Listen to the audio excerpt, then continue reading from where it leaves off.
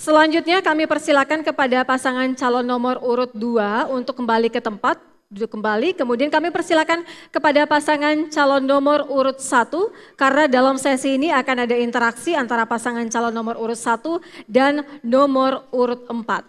Selanjutnya kami berikan kesempatan kepada pasangan calon nomor urut 1 untuk bertanya kepada pasangan calon nomor urut 4. Waktu Anda bertanya 1 menit dimulai ketika Anda berbicara. Baik, terima kasih. Tadi yang Bapak sampaikan terkait pembuatan perusahaan daerah untuk meningkatkan taraf pendapatan daerah itu sendiri. Tapi Bapak, yang tadi Bapak fokus tanyakan ke kami adalah penurunan tingkat kemiskinan. Yang kami sampaikan tadi terkait proyeksi kenapa sampai turun, itu karena menurut data di BPS itu, pendapatan paling besar sumber ekonomi Banggai Laut itu berasal dari sumber gaji pegawai. Maka tadi kami sampaikan dengan perbaikan gaji pegawai, insya Allah ada perbaikan ekonomi. Itu yang maksudnya tadi kami sampaikan. Bukan berarti tidak kami pro terkait BUMD. Insya Allah tetap dalam periode kami akan kami upayakan itu. Tapi pertanyaan saya bukan itu Bapak. Pertanyaan saya Bapak, karena Bapak juga terkait ingin meningkatkan ekonomi, pertanyaan saya adalah bagaimana strategi Bapak terkait peningkatan sumber pariwisata untuk dapat meningkatkan sumber penghasilan baru untuk masyarakat. Terima kasih Pak. Cukup. Baik, waktu sudah habis. Selanjutnya kami persilakan kepada pasangan calon nomor urut 4 untuk menjawab.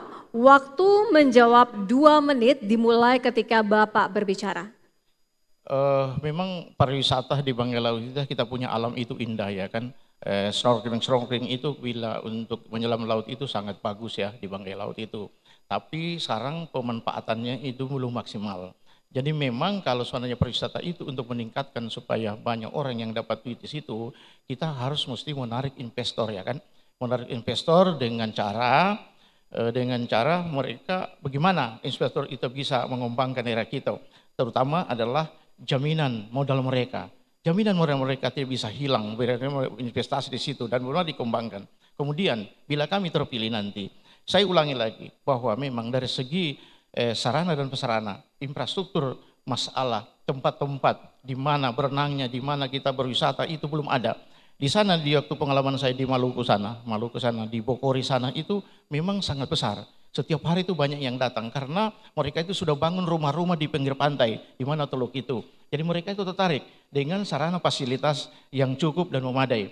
Nah, kalau kita tidak berpikir ke sana ke itu, kita untuk mengambil daripada APBD daerah untuk menyisihkan ke situ. Dan itu juga bisa kami kelola melalui BUMD, Badan Usaha Milik Daerah. Kita sisihkan dana itu untuk pengembangan pariwisata itu. Dan memang semuanya adalah fasilitasnya. Karena fasilitas kita belum tersentuh oleh daerah sampai saat ini. Itu mungkin dari kami, mungkin bisa ditambahkan. Baik, terima kasih. Saya tambahkan sedikit berkaitan dengan pengembangan pariwisata. Memang Banggai Laut adalah blessing in disguise, berkah yang tersembunyi. Ya kan, bagaimana kita mau explore Banggai Laut itu menjadi baik. Ya, kita tidak serta-merta membuat simsalabim itu jadi. Tapi minimal kita siapkan infrastruktur ya untuk pariwisata. Ya, kita dapatkan dari mana? Kalau uang pemerintah ini terbatas, kita akan mengundang investor yang mau menanamkan modalnya untuk pembangunan sarana pariwisata di Banggai Laut. Oleh sebab itu, seorang pemimpin harus benar-benar menjual daerahnya kepada umum. Mohon maaf, waktu sudah habis. Selanjutnya, kami persilakan kepada pasangan calon nomor urut 1 untuk menanggapi waktu 1 menit. Baik, karena saya anak muda, masih 27 tahun Bapak, alhamdulillah saya ini selain pengusaha juga saya hobi jalan-jalan Pak. Dan yang paling contoh paling konkret sebenarnya Pak, ke depan mungkin Bapak bisa terpilih ataupun kami, yang kurang diperhatikan sama pemerintah sebenarnya esensi dari pariwisata itu sendiri.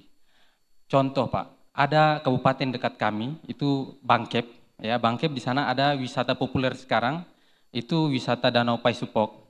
Di Danau Paisupok itu, dia terkenal duluan, dia viral duluan, bukan karena sentuhan dari pemerintah, tapi karena ada mahasiswa KKN yang memviralkan.